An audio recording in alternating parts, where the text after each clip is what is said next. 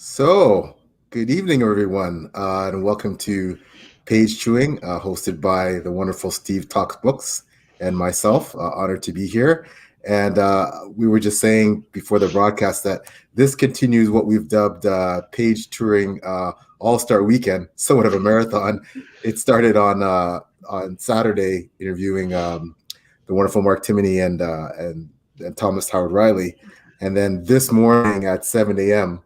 we had Zamil Akhtar and some amazing bloggers, maybe between the pages, Taylor and Laura Lullabies, Lana.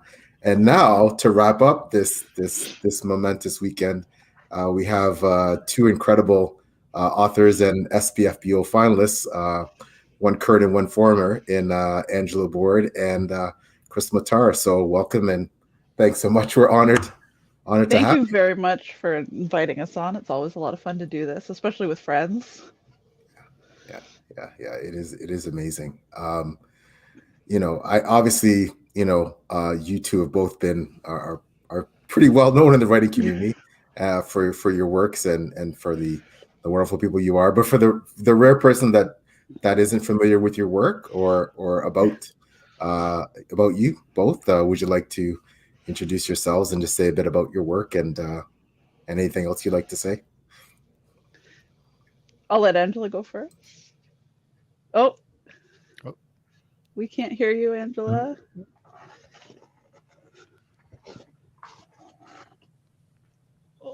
Oh. Technical difficulties. Okay, now? Yes, now. Yes. Okay, good. This headset's been giving me trouble for last week at QuaranCon. It didn't work either, so hopefully it won't do anything else. But I'm Angela Boord, and I was a SPFBO 5 finalist with Fortune's Fool, which is, Krystal's got it right there. Thank you very much. And it is, Fortune's Fool is kind of a twisty, Renaissance-inspired, kind of epic romantic fantasy. I'm also writing something which is a little bit darker, and it's a portal fantasy, and that'll be out this hopefully this summer sometime. It's called Through Dreams So Dark. So that's kind of me and what I write. It's really good. She won't say it, but I will. It's really good. It's been my problem child for a long time, but hopefully soon. You're almost there. I'm reading it. I'm reading it while she's doing a revision, and it's just like, I can't wait for this thing to hit. It's gonna be good. Boy, it toes the line into Grimdark, I think. Yeah, it does a little bit, I think. It's a bit darker than Kira's story. I guess I should introduce myself. I'm Krystal Matar. I wrote Legacy of the Brightwash, which is I'm calling it romantic grimdark. So it's a little bit bleak and a little bit heavy and a little bit rough around the edges, but also there's a core of hope and love that hopefully balances it out for most people. And it's a SPFBO finalist this year. So anyone who wants to check that out should definitely check out the leaderboard and see how tight that leaderboard is. Nobody knows who's going to win. And I'm working on the next book, Legacy of Brick and Bone, that should be coming out eventually, but we'll see when. Yeah, it's amazing. Oh, questions already. Pages are meant to be read, not chewed. I disagree. And he has both of your books in ebook form. Oh, thank you. Thank you very much. Yeah, very, very popular books. Before I forget, I would be remiss. So on our podcast this morning, both Lana and Taylor want to pass on that they are fangirls of both of your works. And maybe between, I'm pretty sure Taylor is currently reading Legacy of the Brightwash. And they both want to pass on that they're big fans. Whenever I hear that someone's currently reading it, I feel compelled to apologize for all the things that I'm about to do. Yeah, they and Lana wanted to mention that she backed the Kickstarter for Alchemy of Storm. Oh, thank you. Thank you very much, which is maybe you two can speak about that as well. So Yeah, the Kickstarter. So Virginia McLean, who is a force of nature and a wonderful person, put together an anthology, and the theme was grief and hope in science fiction and fantasy. And so that, as soon as she said it, and I guess that was over a year ago now that she started. Yeah. Because I don't think I was even published yet, and she trusted me. um, or I guess I'd published a short story, but not a novel. But anyway, yeah, she got us all on board, and she put together just that amazing theme that really seems to be resonating with people, as we saw by how quickly we funded. Yeah. And we're due to start producing copies this autumn. So that's going really well. Angela's story is great. I'm contractually obligated to say that. Krystal's story. The stories are really amazing. Yeah, they all really amazing job. So it's been exciting to work on it too, because it's just like when you're involved with that many other writers kind of pulling toward the same goal. Yeah. And it's just the energy has been really great. So yeah, just the shared enthusiasm. And indie fantasy and indie science fiction is such a community driven vibe to begin with, but then once we all got our hands into the production of this anthology, it just boosts that up quite a few levels, and that's been really really amazing to be a part of. So thank you very much to Virginia McLean and to everybody else writing. Virginia McLean is a complete force of nature, a fantastic author in her own right, and she does, she's so involved in the writing community. She's an SBFPC, the self-published science fiction fantasy blog of Judge. She's a former SBFBO, I believe, finalist and semi-finalist. She's the caliber of her writing is outstanding. I read at least one of her books, and it was great. Sarah's Claw. I plan to read the rest of her books, but just the caliber of all the writers involved in your anthology, just through the roof. Like, wow, talk about an all-star lineup. So hats off to you. And apparently, correct me if I'm wrong, you've already sold out of the pre-order copies that are, is that correct? Like, are you to it, or? I don't remember. I think what we did was we will produce a limited number, and we sold some of them directly through Kickstarter, and then the rest will be available through Broken Binding once they're all done. So there are some available, and they'll go up for grabs eventually, but the way things are going, I don't think they'll be there long. So definitely once they're ready at Broken Binding, we'll be making a lot of noise to get them moving. Oh yeah, we'll be all behind supporting that. Wow, what fantastic. Just congratulations on that kind of success. Even just getting the thing funded is a huge success. That was an interesting day. We weren't sure what to expect, and then we kept watching the budgets come in, and we're like, wow, that's amazing. I don't think anybody did anything else that day. No, we were just watching the numbers turn over. And it's something like 36 hours that we got to 100% funding. Like it was, and like we were getting ready to launch it, and Virginia was saying if we could get to whatever the number was, like 20% in the first day, usually that means the math means that you'll fund. And so we were like crossing our fingers for 20%. And then 20% was pretty easy. It turned out well, I guess. I mean, they did a lot. There was a lot of work behind the scenes. I don't want to make it sound like it was easy, but it just flew so fast, and people were so incredibly supportive. Yeah, we were floored by the support. Yeah, that we had February to fund, and we were wondering if we would make it, and then we did. Wow. It's incredible. Yeah, hats off to you guys. That's amazing. So, so I mean, on top of your own work, which for both of you, which has been very successful. You know, to have something like that, that's a big deal. You know, I guess I also want to pose a question to you both that we had Holly Tinsley and Tim Hardy, current finalists as well, on one of Steve and I on one of the page chewing episodes. And you know, how have you found, for Angela in the previous Spitfo and Krystal now, how did you cope with, Angela, and how are you coping with Krystal with the immense spotlight and pressure and of SBF? Like how do you deal with you know, the hype and, you know, waiting for those reviews to come in and the highs and lows of an amazing review and the you know, potentially a review that's not as favorable, and just how do you deal with all that? Honestly, for me, it kind of goes back to Virginia again.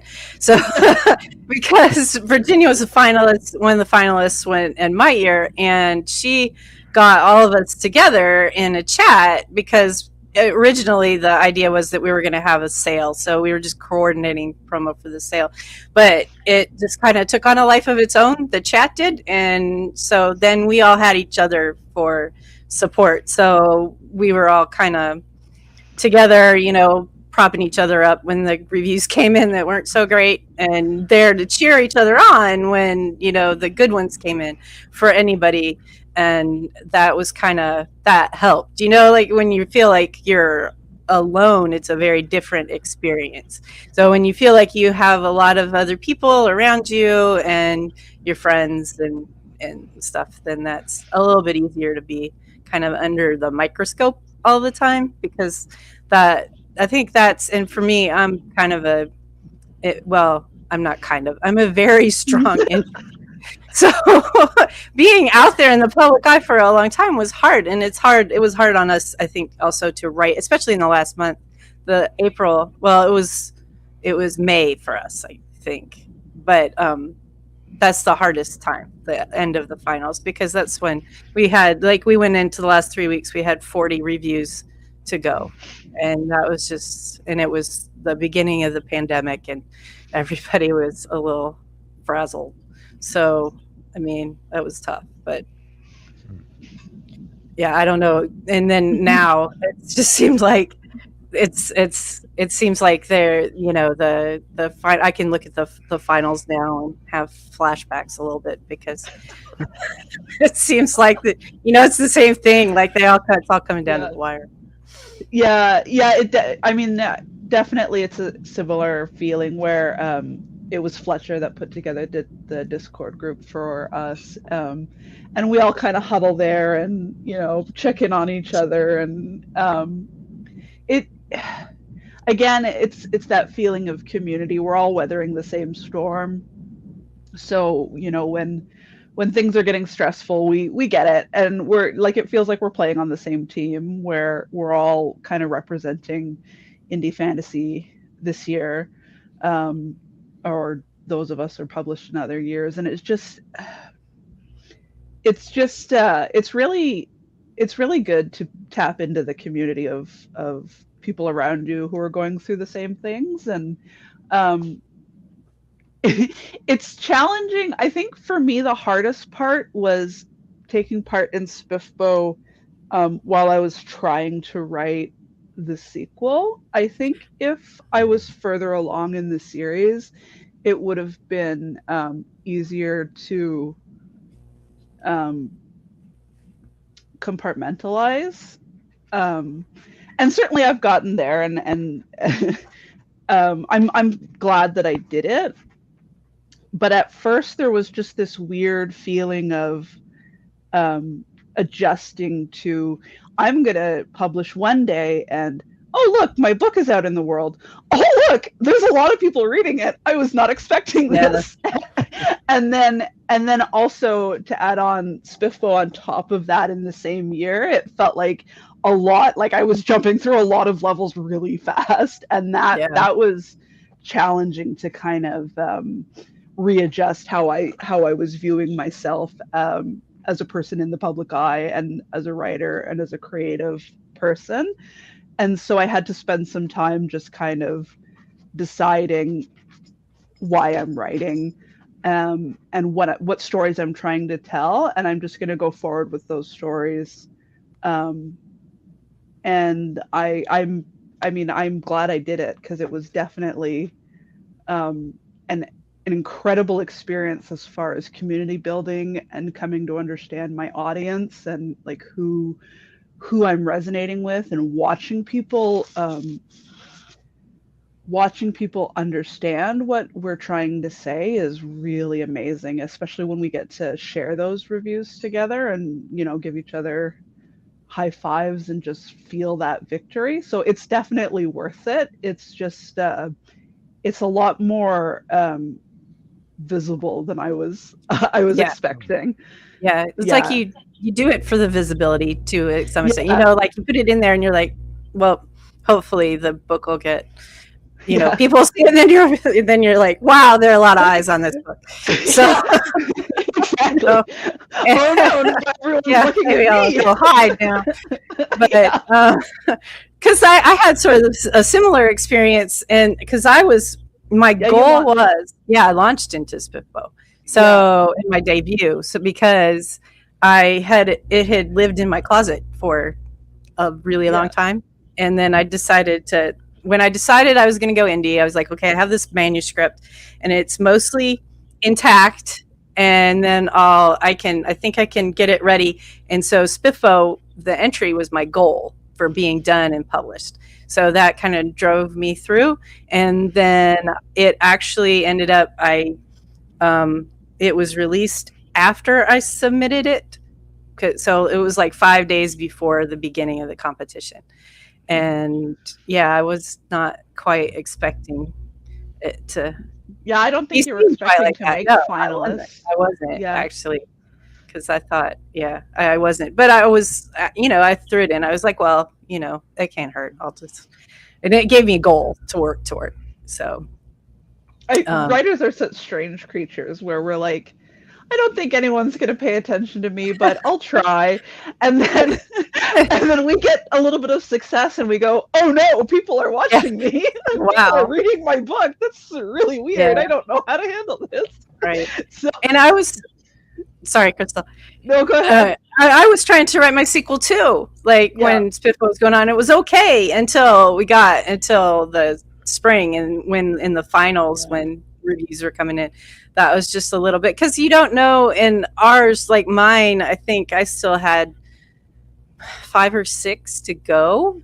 No, it probably was like 5, but toward the end, and I was trying to get this giant book ready for a deadline, and to ship it off to an editor, and then trying to think, like, and it was my debut book, and the reviews were coming in, and when you're getting all those reviews, you're not quite sure what to take out of them to like improve your writing in the longer run, or what's, maybe reader preference or whatever. And so I think my tendency was to like, okay, well, maybe I'll just try to do all of it, and you can't do all of it, so I'm kind of sorting out some of those over, like trying to do it all kind of right now too. Trying to please everybody. Right.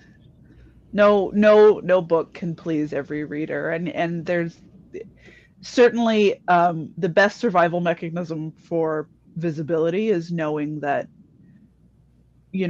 for every book a reader, but not for every reader the same book. Like everybody's going to bring their own things that they want to see, that they don't want to see, and you just gotta kind of triage through readers and figure out like who's going to go on the journey with you and understand, and then who is just not your audience. And it's okay, because that's just the way art works.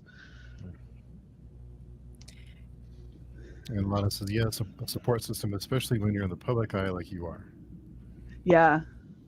And connecting with people who know what it's like, and it's a great experience. Like, it's absolutely, like, I don't want to sound ungrateful, because truly I'm blown away by how supportive people have been, and how many people have connected with Brightwash.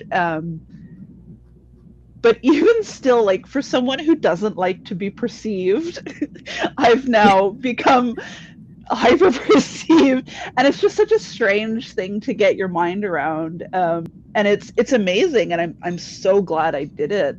But being around people who understand how that, you have to adjust to just thinking of yourself differently, is really, really helpful. And that's why writer friends, and people in the community are so incredibly valuable. Just to,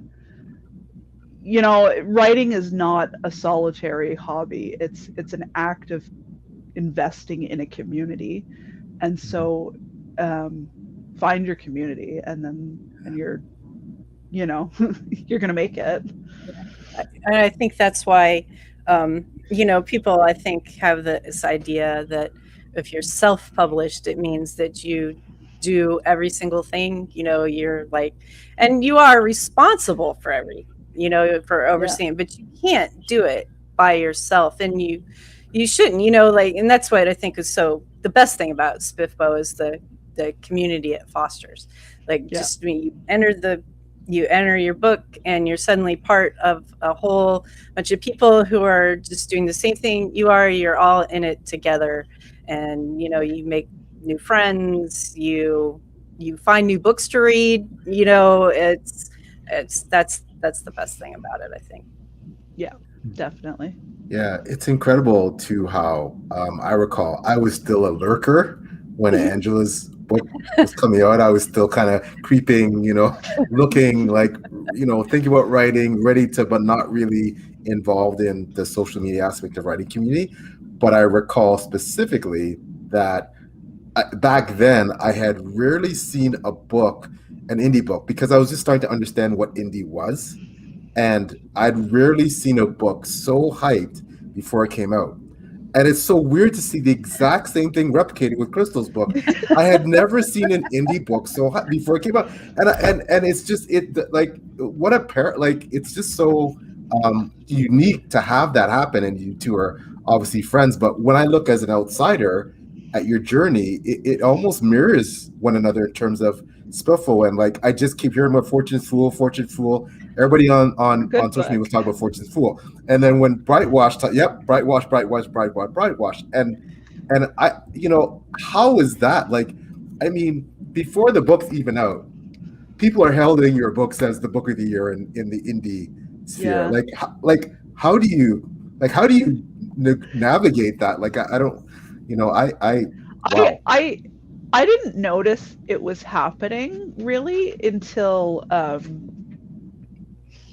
until a little ways in. Like, I didn't realize that I was building a community on Twitter, because a lot of people will tell you that Twitter is not marketing. It's not a marketing tool. But I think we're proof positive that that's not the case, because I haven't done anything else. So I had no idea that it was happening. And then when I started sending out arcs, I was like, okay, the stats say you sell like 100 books in your first year and 500 books over the lifetime as an indie publisher. So, okay, that's fine. I'll grind. I'll make it happen. And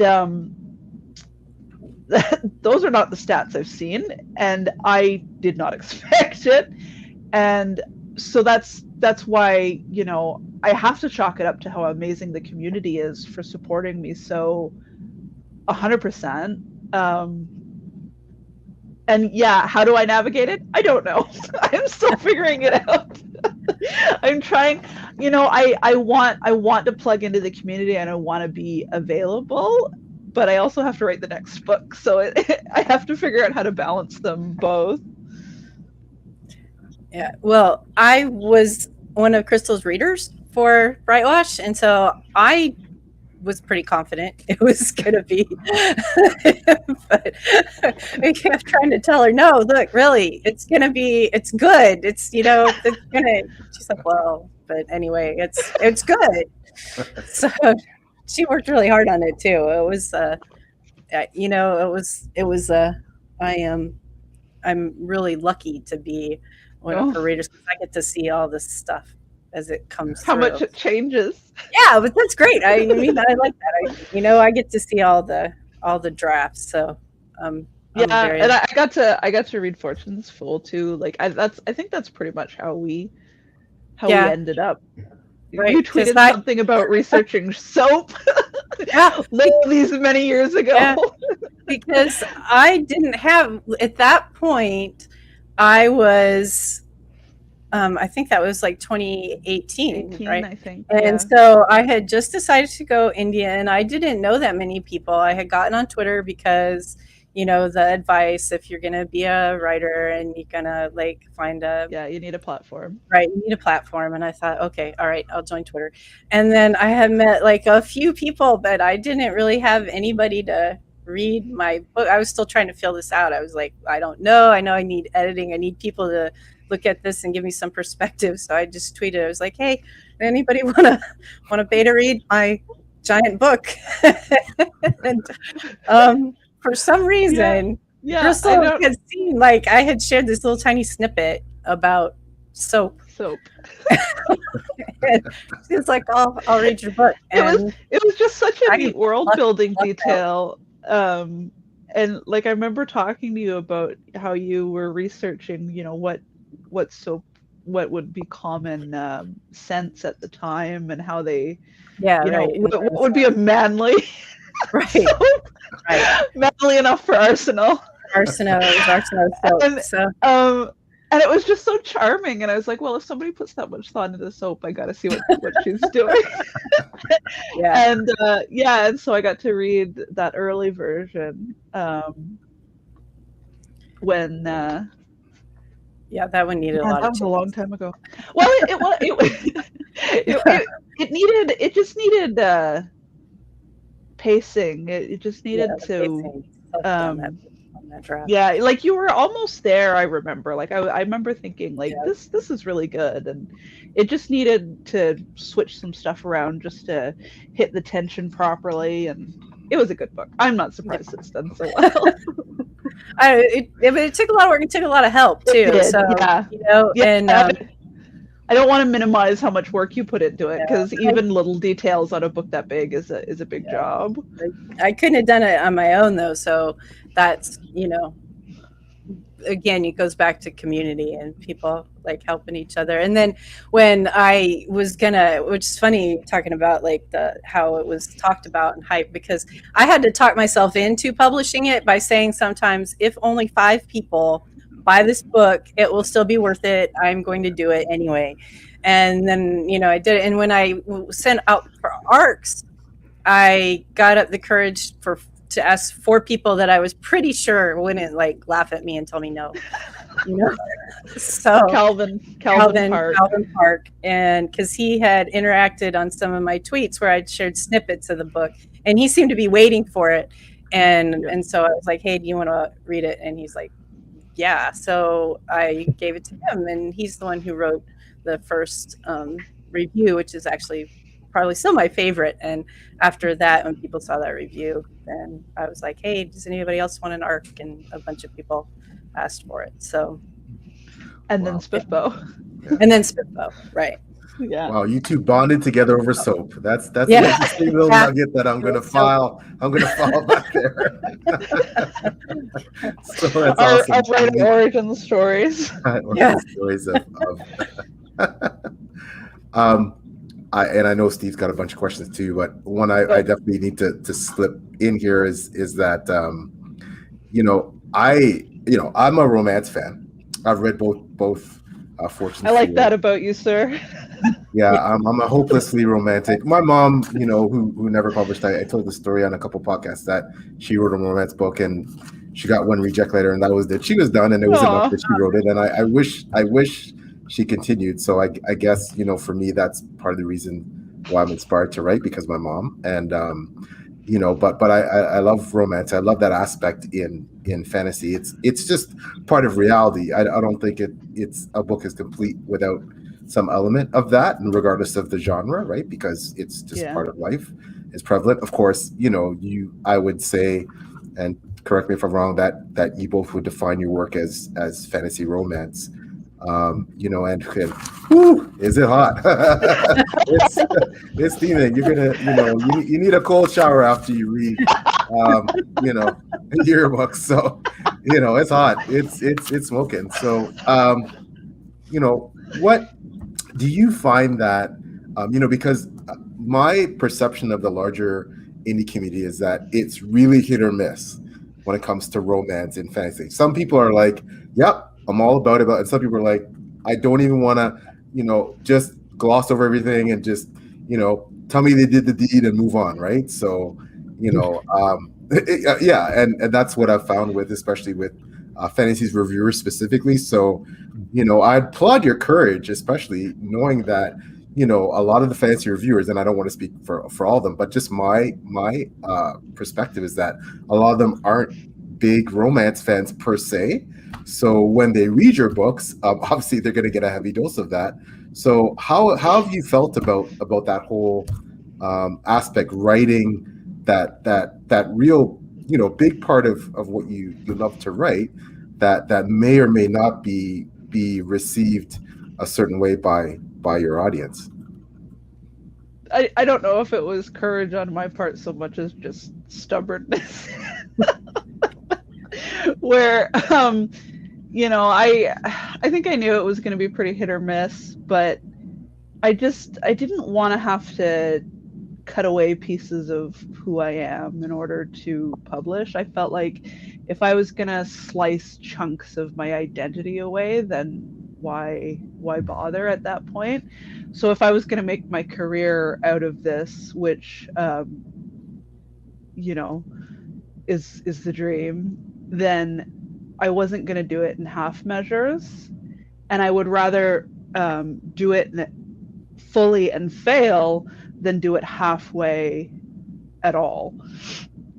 So that that was pretty much it for me, where I didn't feel like if I was going to do this, I was going to do it with all of the things that I'm passionate about and not just pick and mix. Yeah, I'm kind of the same. Angela had to talk me through it. Yeah. Speaking of how much drafts change, like those details were not in early drafts because I still thought, oh, well, if I want to be taken seriously, I can't write about that stuff. And then I got upset with myself because there's a pretty graphic torture scene in Brightwash. And I was like, why am I okay with writing a man's shoulders getting dislocated, like chicken legs popping out of the socket, but not consensual sex? Like that that made me ask some questions about my priorities. So Angela talked me through it over the course of a couple of weeks, and then I was like, fuck it, we're doing it. Yeah. And I had my decisions were kind of similar to Krystal's too, because when I started, I had not written for a long time. I started trying to publish back before self-publishing was really a thing, and then I got kind of burnt out on it. And part of the reason why I got burnt out on it was the trying to keep everybody else happy, like trying to second guess what publishers wanted, trying to second guess what would be received and what I could, and it wasn't fun anymore. It was when I was a teenager writing. It was fun. I was doing what I wanted to do, and I didn't really care so much about that. And then I had a bunch of kids, and so when I came back to writing, when I decided I was going to start writing for publication, because I never really stopped, I just didn't really finish things. I promised myself that I was going to write what I wanted, what I like to read, and that what I wanted to write. So, and what I like to read, romantic fantasy. So that was, I decided that, yeah, I knew that sometimes I was more afraid of it than reality kind of bore through, because when I wrote the book, I was not quite sure whether I wanted to call attention to the fact that it was romantic fantasy when I was talking about it, online or whatever. But then I was pleasantly surprised because, readers pointed out, and they had a good response to it, and then that gave me a lot more courage, I guess. to do, because I was going to write it anyway, but then it was Yeah. it was nice to see that some people liked it, you know. Yeah, that's been my experience too, where it's like I've been pleasantly surprised with people saying that, you know, that maybe it's changed their minds a little bit, or they don't usually, although it makes me sad to think that, you know, they don't usually like it. But I think there's I think people have a lot of preconceived ideas of what it's going to be like. Yeah. And so then when they hit something that's written in a way that really resonates with them, they think it's the exception. But I think there's more really great stuff out there than people realize. They just don't seek it out because they don't know they're going to enjoy it. Yeah, they see that word and then Yeah. they're like, oh, well, I don't usually like it, so Yeah. give it a chance. Okay, sorry, I'll be quiet so Steve can No, answer. no, it's fine. Just enjoying the conversation. I was just curious about Kickstarter. If the experience of the Kickstarter changed your perception of it, and if it's something that you'll try again in the future.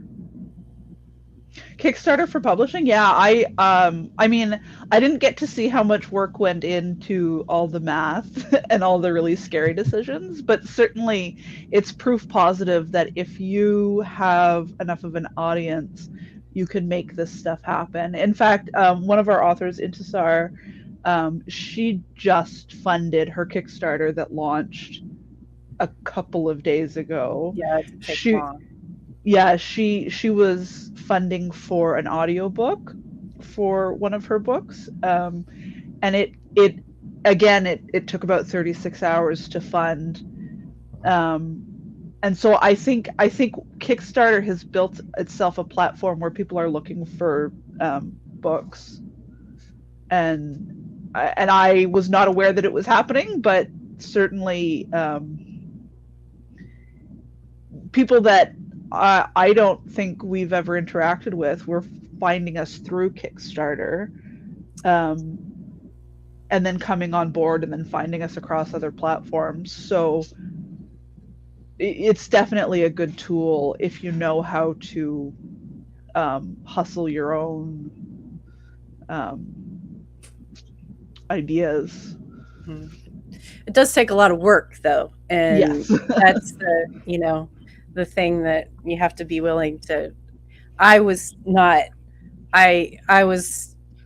involved in the organization aspects as much, but I watch what was going on on the outside, and like you have to be very committed to seeing it all through. And then if you're committed and you're willing to do all the legwork, I think it's excellent. Yeah, I and I think what I find the most impressive, especially about both of you, is that is the humility aspect, of the fact that despite the acclaim you've received so far, and despite all the accolades, and despite you're both still, from what I know, you're both very grounded and very humble and very just lovely people, and I, we were talking about this earlier, several podcasts, and we've talked about on tons that, imposter syndrome is something that I think lurks for even the most, the most well-known writers. I mean, even now, like for example, I have the privilege of seeing my book peeking out there on Krystal's shelf, and I feel like I don't deserve to be there because it's mostly all SBFPO finalists, and that's not me, and but I look at the caliber of those books and I go, wow, and obviously, for both of you, as much as you, of course, it's all about supporting other authors and you're boosting them, you're rooting for them too. You're co-finalists. Yeah. You're rooting for them too, and you root for them to win. And you're more or less, I think, from what I know of you, you're both happy to be there. Yeah, of course, hoping to win, but totally satisfied with just making it the finals and hoping that whoever wins, you're happy with that because you have so much respect for their writing. But like I know, how do you guys cope with imposter syndrome, like I said, which I think lurks for every writer, when we can't help but compare ourselves to, like, I look at those books on the shelf, I go, oh my God, this, like, those are just, those writers are just, You're selling yourself short, my friend, and I don't like it. You cut that out. Angela, tell him how to defeat his imposter syndrome.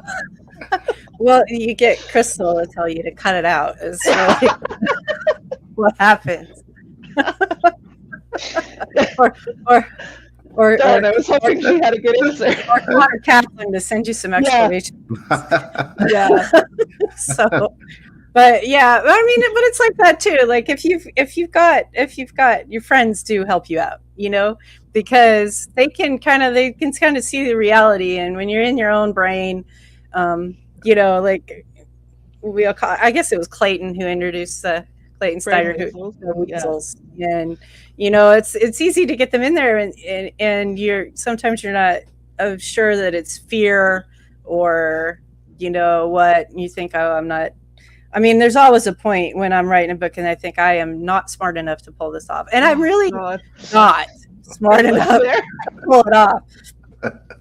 But it's like, so I have to talk myself into it. Like, okay, I'm just going to do it. It's going to be finished, and then once you send it out in the world, it kind of has its own life, whatever. And I'll write the next book, and then the whole process will repeat. But yeah, and I think that too. But when you're going through and you're trying to do stuff, and you're afraid of doing things, or you're like, I'm not good enough to do this, and you're testing your book, and you're thinking, I don't know. And then you kind of come back and go, well, why am I doing what I'm doing?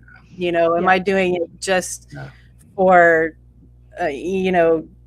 reviews or whatever? Or am I really doing it just because I'm a writer and I like to write the stories? And at that case, then you can go, well, I guess it doesn't matter so much. I'm going to do it anyway. But yeah. A little bit of stubbornness, a little bit of spite. And then also there's just this feeling that it's like, well, what else am I gonna do with all of these people that live in my head with me? Driving me nuts, It's about time they start paying rent. Right. But I think definitely that's where the community comes in again, where they can kind of reality check you, and it's like Angela said, it's about why we're here, and it's tempting to compare yourself to other people and how they're doing, but you're not. That journey isn't your journey. That you got to focus on why you're here and what you're trying to say. Exactly. And if you keep that in your mind, it will carry you through the moments where you feel like you're not smart enough, you're not talented enough, you're not whatever enough, and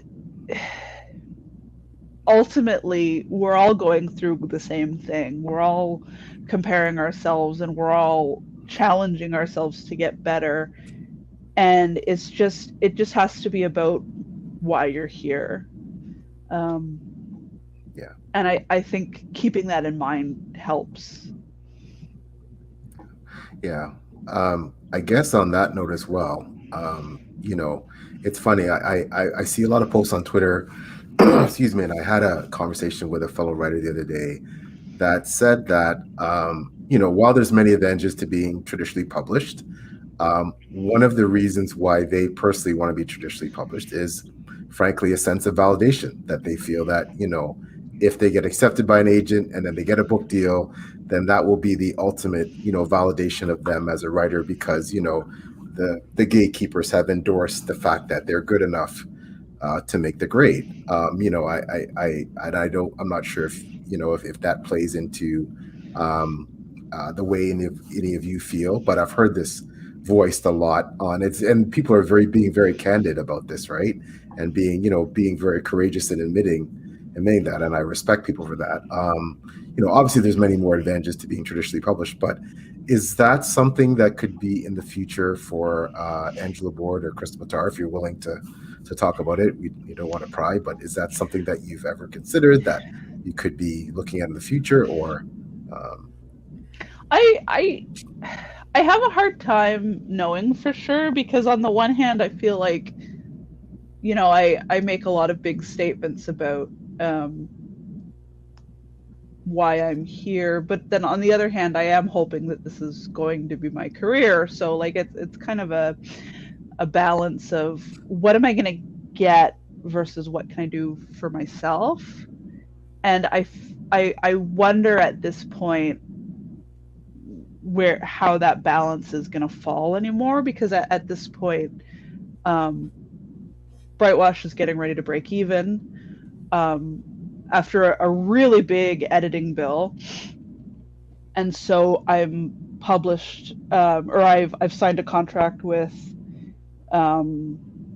Podium, and they're going to produce the audiobook, and by the time that's out, it's thank you very much. By the time that's out, it's going to be profit. And so what do I gain by trusting a system that I don't know very much about? At this point, I don't know that I'm going to gain very much. And certainly it will move more copies, but I don't know that I'm in this industry because I want to move volume. I'm in the industry because I just want to be myself. So I'm not really sure. I think I would have to spend a lot of time looking at a contract and being the impossible artist with a million demands before I considered it pretty seriously. But I don't know. It's hard to say. Yeah, I mean, I can't.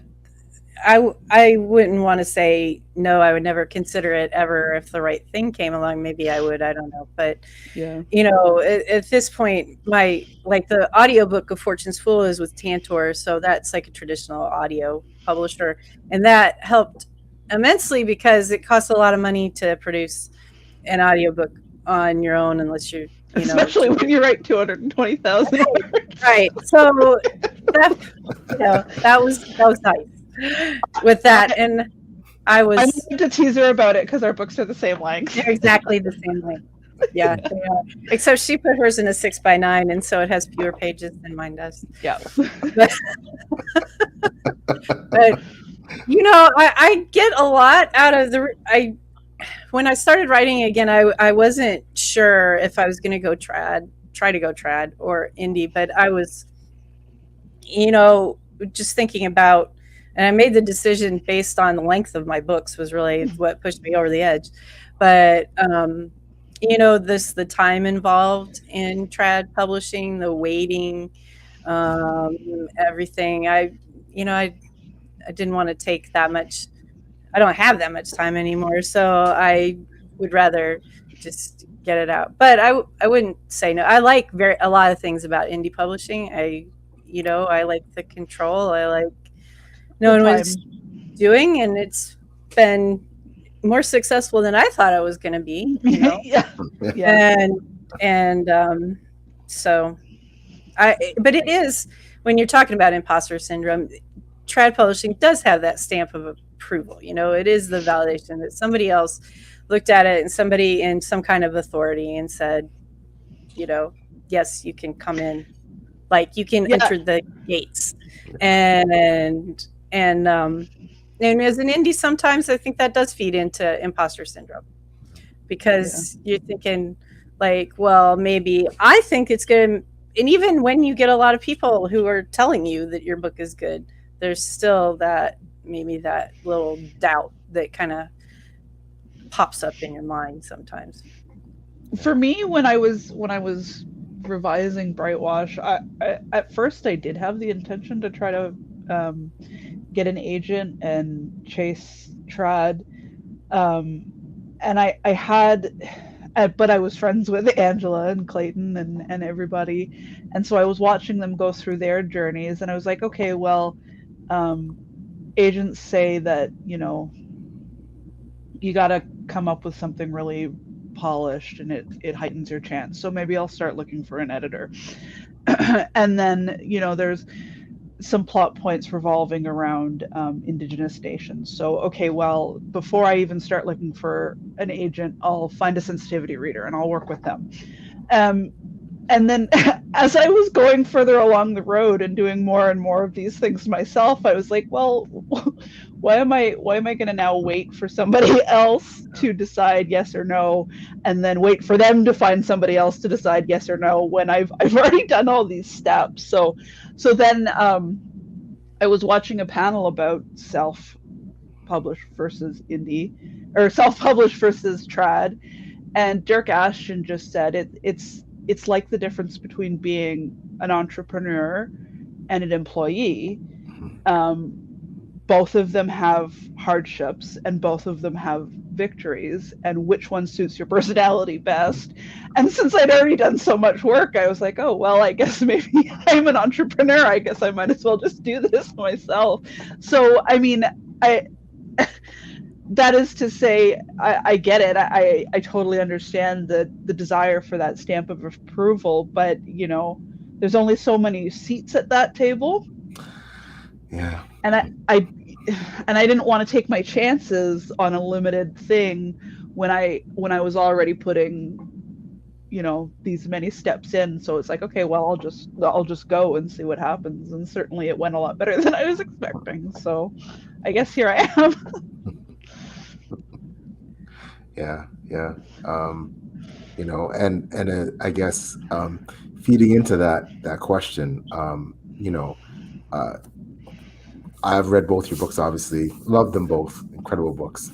The aspects that stand out for me, specifically with Angela's book, is representation of a disabled protagonist is phenomenally done, handled with extremely adroitly and with sensitivity especially, and with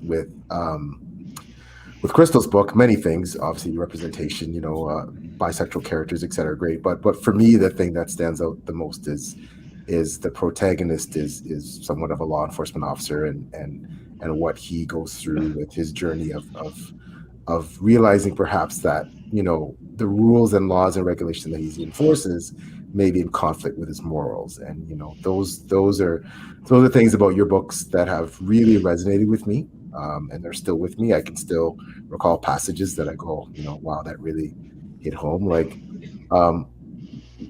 how have you been finding the feedback specifically about those aspects of your books from other readers, in terms of how they're perceiving it? I'll let you go, Angela. Okay. Yeah. Go. Mostly it's been, the feedback has been pretty good, and that has, that's something that has meant a lot to me, like hearing from people who do deal with disabilities, who have said this seems pretty realistic, and we appreciated seeing Kira struggle with her, with her disability, and keep going. Like, it's not, it's something she has to live with. And even when she does have her metal arm, but it's more, it's not like having her arm that she lost. There are lots of problems that she has with that too. And so I try to be, when I'm writing, I try to be honest about the characters and what they're going through, and that's a big thing with me. I don't want to gloss over things that are hard for them, but I also want to portray them as, I guess I write a lot of characters who get knocked down a lot, but they get back up, and that's, I appreciate it when people tell me that they appreciated that. That makes me feel good. Well, and you test it too, kind of most memorably with kneading bread with one arm. Oh yeah, I do. So that's how much. I was actually, my husband thinks I'm funny too, because sometimes I'll do these kind of research things, and so in the sequel I'm writing, she is kind of in a bad way, and she kind of falls out of bed and she's on the floor, and I was trying to think, well, how do you crawl with one arm. And then also I realized with the one arm, like that most stairways have the rails are for right hand. Well, I have a left-handed kid too, so, but they're on the right. So if you don't have a right arm, you can't really, it's hard to like you can't pull yourself up a staircase, like if it's hard to go up a stairway. But yeah, that was the pizza. I had my copy editor said I don't think she could roll dough with just one arm, and I said okay, I'll try. And so yeah, I made my pizza, and it wasn't the rolling part, it was like holding on to the bowl and stirring it, because you hold on with one arm and stir it with the other. So it's kind of interesting, like all the little details that you don't, if you don't have a disability, you don't realize what kind of small details actually matter a whole lot to you every single day, you know, and they really affect your experience.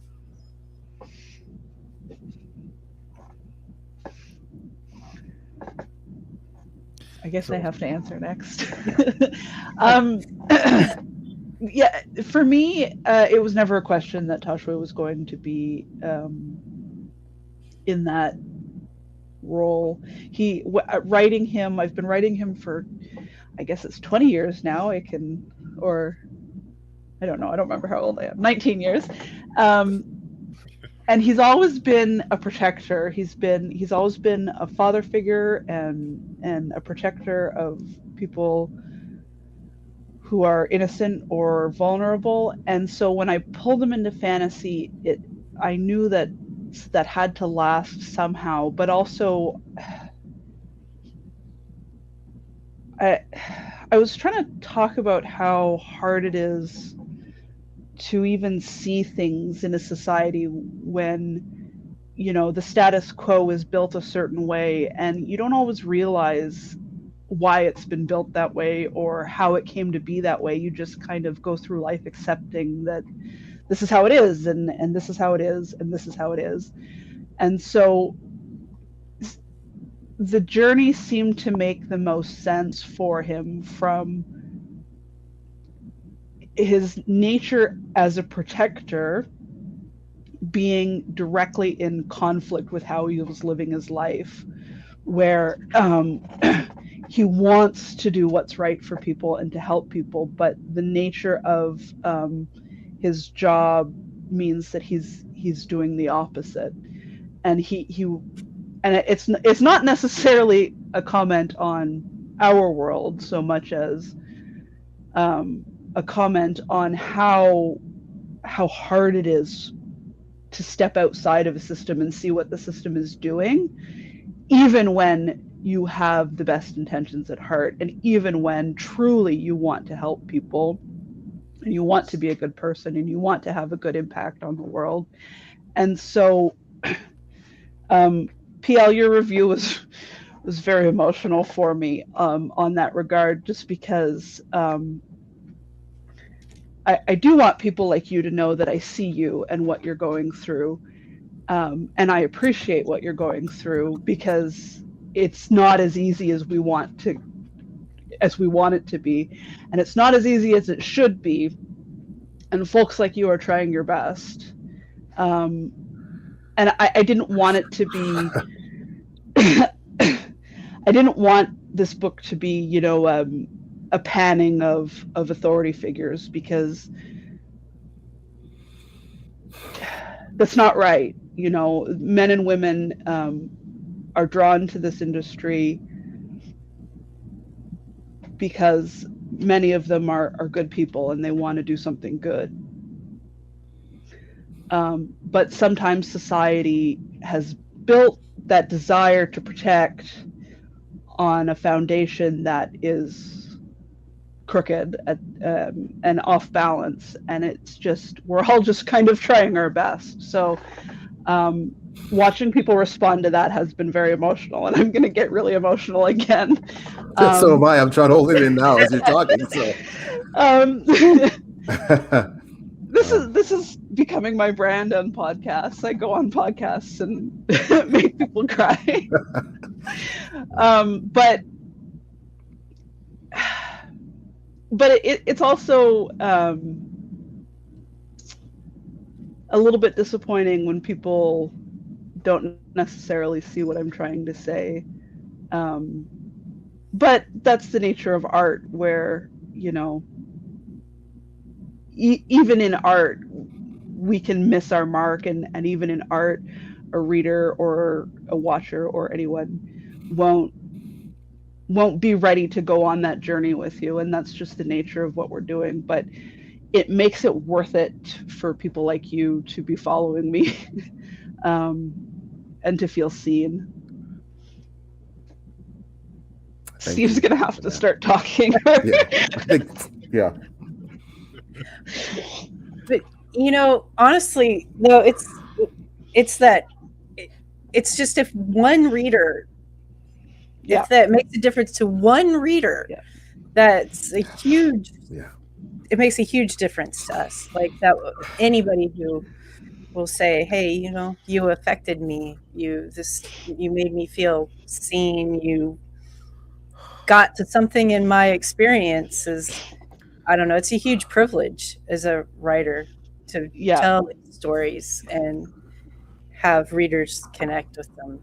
So, I mean, Yeah, and you know, to link back to your imposter syndrome question, like that's that's why I'm here. This is why I wanted to bring my stories to a public platform. I wanted to publish because there were points in my life when I felt vulnerable and I felt less than, and certain books reached across that chasm and made me feel like a person again. And I thought, if I can do that to one person, it'll be worth it. So, and you came on board so early. And it gave me armor for all the hard parts. It gave me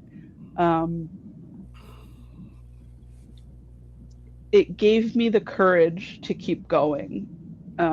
So thank you.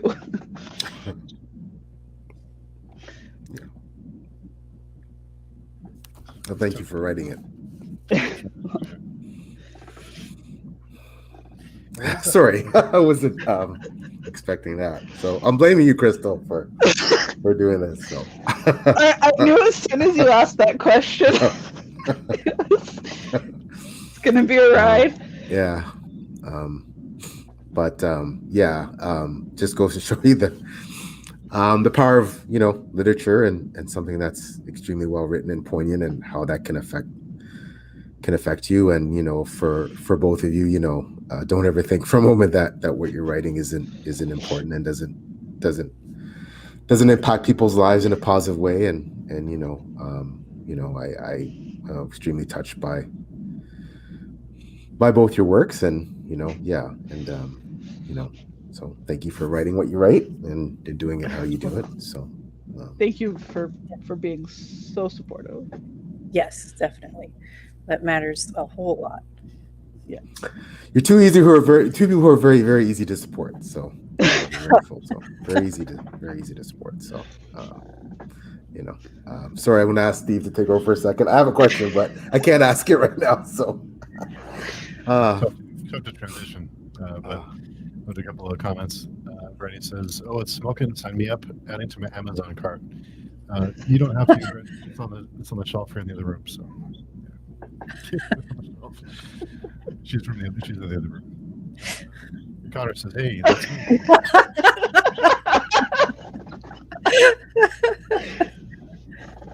With exclamation points, of course.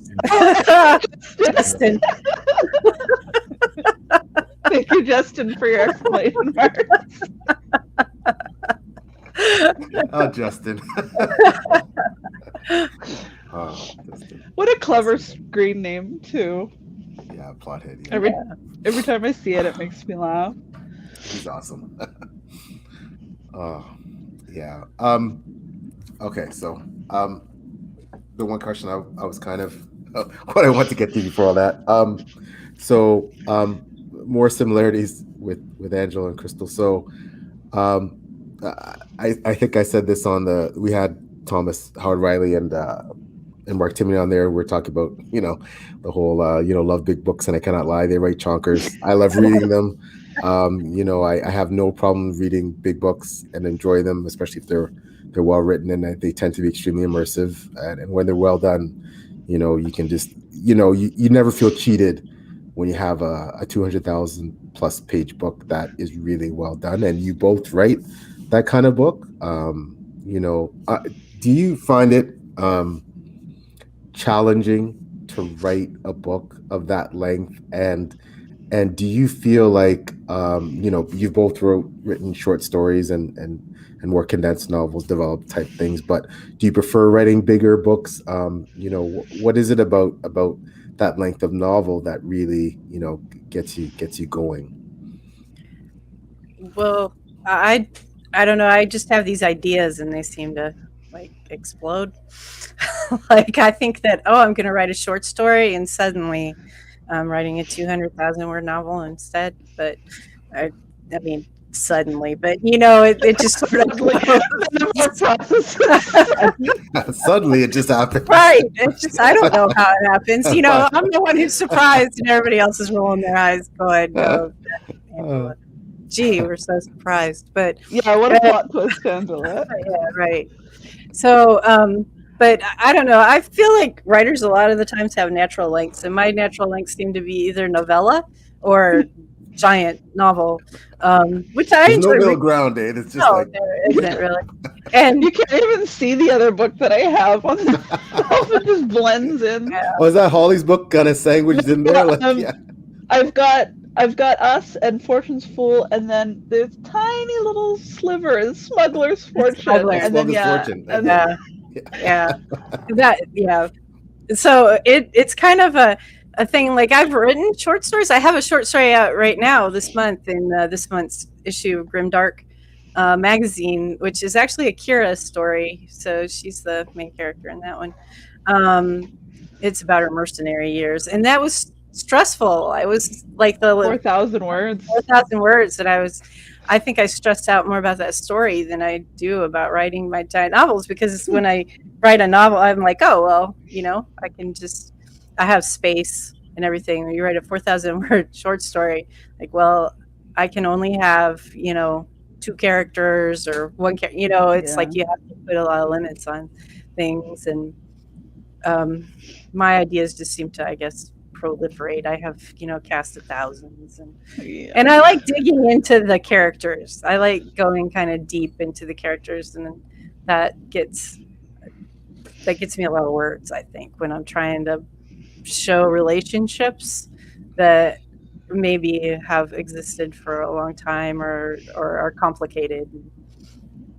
I guess, I don't know. I try not to waste any words. I think that sometimes people think big books are just extra, like if somebody, like if they should cut stuff out of them, that nobody should write a book that long. And then there are people who are like, yes, give us the giant books. So those are my people. Yeah. The giant book. Yeah, I didn't set out with any particular intention. In fact, back when I thought I was going to try to query it, I was really stressed about how big it was getting, and I was thinking I've got to keep it under a certain word count, and so the first draft that I sent to Angela was 143,000 words, and that draft was very rough. It was just kind of me going, is this kind of a story? Maybe could you tell me if any of this works? And Angela sent me back, well, I want more of this and more of this and more of that and more of this person, and she didn't remember Ishmael's name by the end. I was like, oh, that's not gonna work for me. Like, I know the whole story. I was like, well, I'm not blaming you. This was me. And so I was like, okay, well, what connects all of this, and what am I going to write? What am I trying to say, and who do I need on the page so that I can say it? And so just kind of filling in those layers, it was just growing and growing. And at first I was really upset about how much it was growing. But I think it's, it's not as it's not much longer than a lot of trad fantasy Yeah. novels right now. Because I was talking to Sam Hawke at the time about her debut, City of Lies, and she queried it at I think she said 150 or 160,000, and then she published it at 185. So you know that it's an extra 40,000 words, but like it's certainly fantasy gets to do things that a lot of other genres, fantasy and science fiction, get to break a lot of rules that other genres couldn't even possibly approach. And so it just kind of happened naturally. And then once I decided I was going to self-publish it, I was like, okay, well, I'll just keep going, I guess. Add a couple of scenes here and there, and then it happened to end at exactly the same word count as Fortune's Spool. Yeah. So, Wow. Yeah, that was weird, but yeah. Probably I wasn't the best person to send it to, though, if you wanted to keep it at 140. Yeah, I don't know why, but I'm not sure I feel guilty about it, though, because it turned out really well. Yeah, it worked out. But I just wanted to know, like, could this be a book maybe one day? And then Angela's like, yeah, but you need to tell me more. Yeah, pretty much. That sums it up. Yeah, it's so funny that like you know, that a lot of authors, that amazing writers that write those chunky books, invariably, if there's going to be a criticism, it's never about the writing, it's about the fact that it's so long. And you know, but like you said, fantasy, I think we get a lot of latitude, fantasy, sci-fi with that stuff. Not with every reader. You don't get a pass with every reader. So some readers want that tight, nothing extraneous in their minds. 100K, nothing extraneous in their minds whatsoever. I even had a review the other day. It was very favorable. I think it was a 4.5. It's like, oh, like it was for The Last Atlantis. It's like, oh, like great book and everything, but I would have liked to see this tighter and cut this out and cut that out. And I appreciate that, and I you're entitled to that opinion, but I wouldn't have cut a thing out, right? And, and I feel like, well, if you gave me that higher rating and you thought that this and this should have been cut out, then I'm good with that. You know what I mean? Like The Last Atlantis was just around 200,000 compared to A Drowned Kingdom, which was about 160. And my personal sweet spot is probably around 200,000 words to 220. But at the same time, I mean, hey, I've loved George R. Martin. He writes tomes. Patrick Rothfuss, you name it. A lot of my favorite authors, Robin Hobb, you name it. They write these, chonkers, right? And and people are reading them. So Jenny Wirtz, these thick tomes. But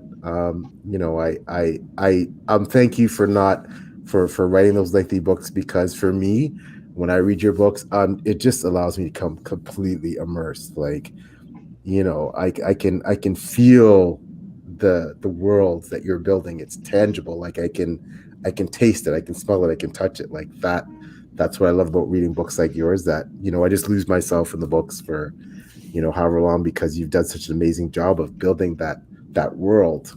That to me never feels dense. It just feels like I'm somewhere else, like as if I've traveled to another country and here I am. I think that's probably how I end up with these big long stories, because I want to know everything too.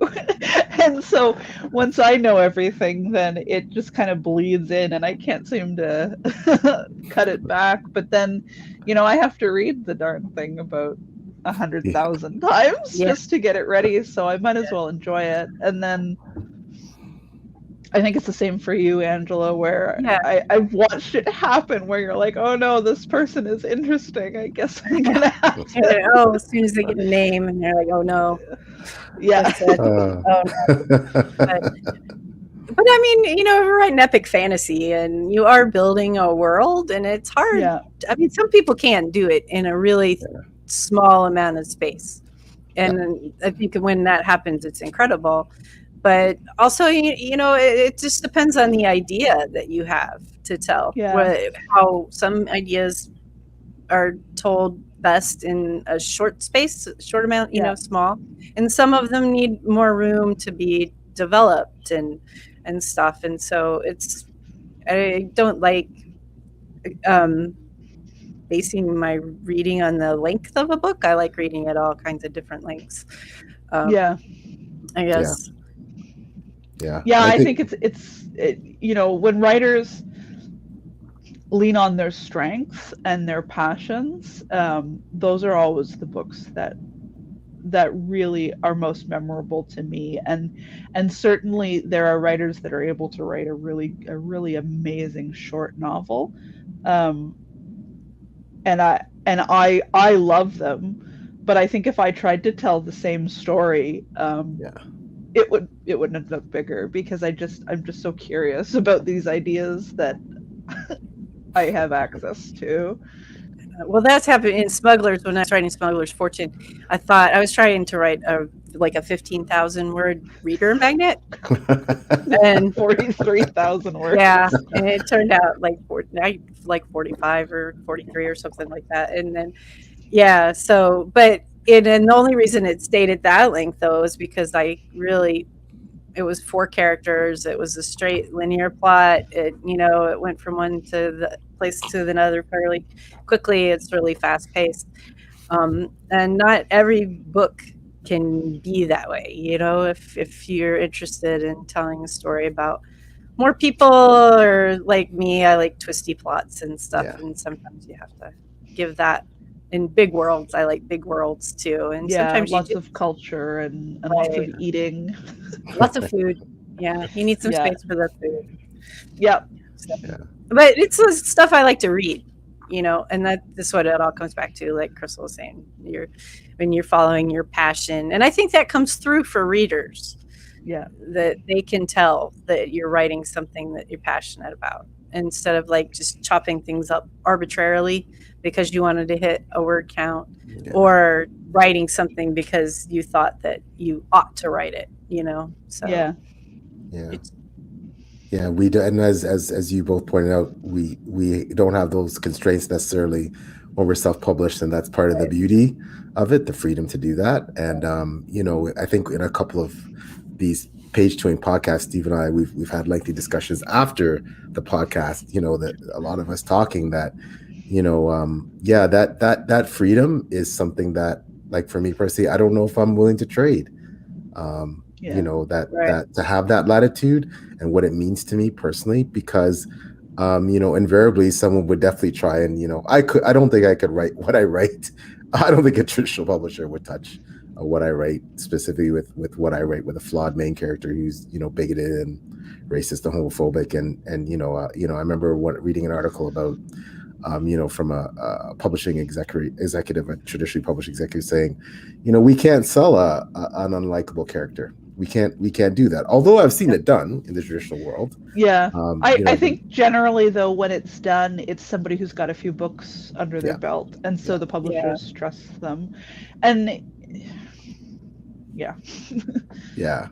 when you're going out on a limb and you're trying new things, although it's hard to say exactly, because maybe you'd get an editor that understands what you're trying to say. So but it's such a weird feeling of just putting your fate into somebody else's control. To me, I think I would have a hard time with it. I'm very controlling, I've learned.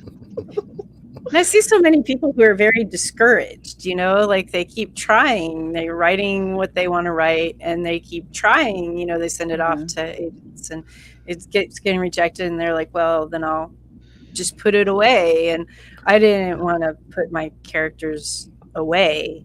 These are the people I wanted to write about. And the idea that I could do what I wanted to do was kind of a revelation too, because when I started, I kind of assumed that I would go the trad route. And then, because that's what I had been doing before I stopped to, raise a bunch of kids. But then to think, okay, I can write books at the length that I want to write them at. I can tell the stories I want to tell. I can, make these kind of weird genre combining stories, and have my characters the way I want to tell them. it was really liberating, but also scary in a way because you're not The sure, buck like, stops. right? Yeah. Because I guess it's like we were talking about validation, but it's kind of scary taking responsibility for all that. You're like, well, I like to read this stuff, but maybe I'm the only person who likes to read this. I mean, that's never true, but it's Yeah. it's something that you could tell yourself, like, maybe I'm the only person who likes this specific. I'm a like genre of one, but that's not true. There's an audience for every book out there. Yeah, it's a very scary, and I think that's what really, to be honest, if I'm scared about the trad industry is that, there's so many success stories from indies who've made that transition, and then for as many of those, there's the story that make you quick in your boots, and I use the example of Michael R. Fletcher, and a brilliant, brilliant, brilliant writer, phenomenal writer, who is now one of the top, indie writers out there, and who published, got the big contract, and made it, and the book received critical acclaim, and it's a great book, Beyond Redemption, and I read it recently, loved it, it's phenomenal, and that HarperCollins didn't keep him, and we have the distinct advantage of, as long as we want to keep those books up on Amazon or wherever, they're going to be there, right? Unless Amazon changes their rules. Like, we don't have to worry about our books going out of print. We don't have to worry about, like, there's so many things that we don't have to cope with, being indies, and I don't know if I can't really foresee myself giving that. It's weird to think about security as an indie. Most people think about traditionally published as security, but I feel like I have security being an indie author, that I want what I write, what I write. No one's ever going to take my books out of print. No one's going to cancel my contract. If I don't earn out in all my books, that's okay. Like, all these things you don't have to worry about with. So I don't know. Those are just some things I think about. But again, like as Angela said, it doesn't mean that never say never, and I think Krystal said that as well. But right now, I don't think it's, at least with this series, I don't think it's in the cards. So, but we'll see what happens. We'll see what happens. So Hopefully good things happen for you. I think you are telling good stories, and you sell yourself short, my friend. Oh, thank you. I'm honored. But especially that's high praise coming from someone I immensely respect. So thank you. I'm very bad at taking compliments. I always make the weirdest faces. Yeah, sorry, Steve. Go ahead. She'll fit right in around here because we're all the same. We're bad about compliments. Yeah. I think we're but it's as you both highlighted, the writing community is always there to back us up, and that's a really good feeling, and certainly they've got me through a lot of tough moments, and I've had a lot of really supportive conversations, especially with Krystal, that have definitely been there to bolster me when things are tough. So thank you for that. And these little support groups that we formulate, and these little groups you formulate, definitely wouldn't be doing it without them, right? It makes it worthwhile. When I think, when you both talked about writing not being a solitary thing, it's leaning on people for all kinds of advice, whether it's editing or, how to navigate Amazon, or, like so many aspects, getting the right cover artists, so many aspects that just, you when you think about, what it goes into actually getting your book to the finish line. If when you write that acknowledgement page, most of us are usually thinking about, wow, this wouldn't have happened if it wasn't for so and so and so and so and so and so input and influence. And it's kind of phenomenal when you think about that that saying, it takes a village to raise a child. It takes a village to write a book to get it published, right? It's always funny to me, like, to sit back and think about the connections and how random they are, and yet how it seems like we are delivered exactly the right people at exactly the right moment for no reason except because we were out in the world waiting. You know,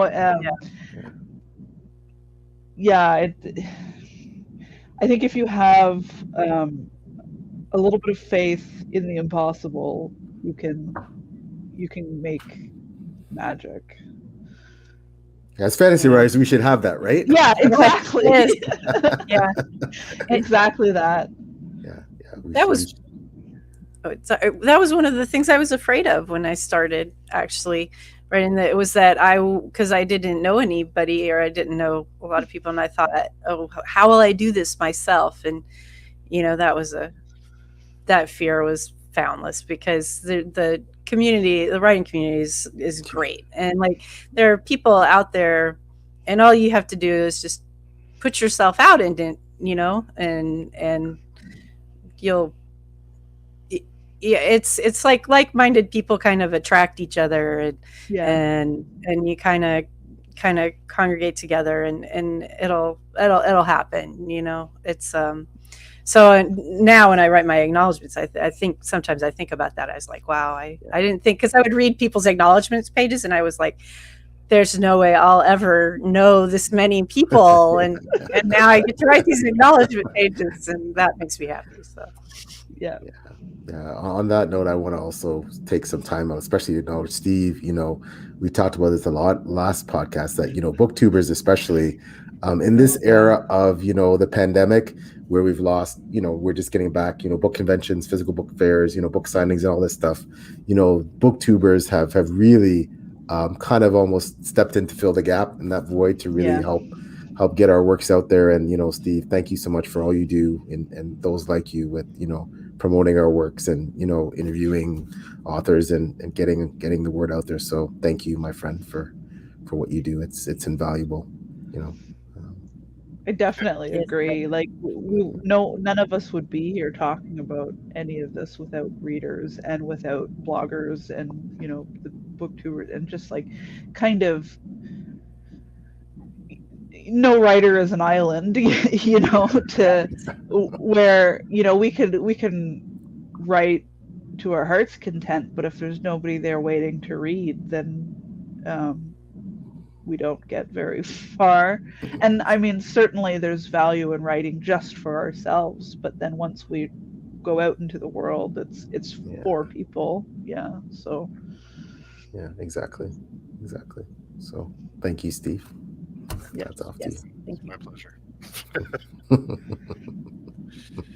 did have a question for all of you. I always think it's interesting how everyone has a different definition of the term grimdark, and some people don't think it's even I know that you've probably been asked this 1,000 times, but I want to make a video about this, but everyone's different interpretations and everyone's different definitions. So what is everyone's definition? What are the trademarks, or what are the key themes, or what makes a book or a story grimdark, in your opinion? I'll let Angela and Krystal answer them. I wasn't necessarily sure if I was even writing grimdark, especially because I was friends with Clayton, and I still am friends with Clayton, and his books definitely clear that bar. And I remember talking to him a few times, going like, what I'm writing isn't that dark, is it? Like, there's no way. Like, if I call this grimdark, people are going to be disappointed, because it's not there. But I've hit a readership, and I've learned that actually it is quite dark. Oops, I didn't know. And I think grimdark is built kind of on systems that support the difficulty, and the bleakness, and the ugliness. And so whether or not the characters are morally gray is kind of a sliding scale, and whether or not it's super violent is a sliding scale. But it feels like what they're fighting against, if it's a big bad evil that's very contained, it's not grimdark. But if they're fighting against humanity's darkest nature in a way that's really widespread, it starts to fall into that category where Grimdark is a place where people kind of make eye contact with how ugly the average person is capable of being, and ask some pretty uncomfortable questions.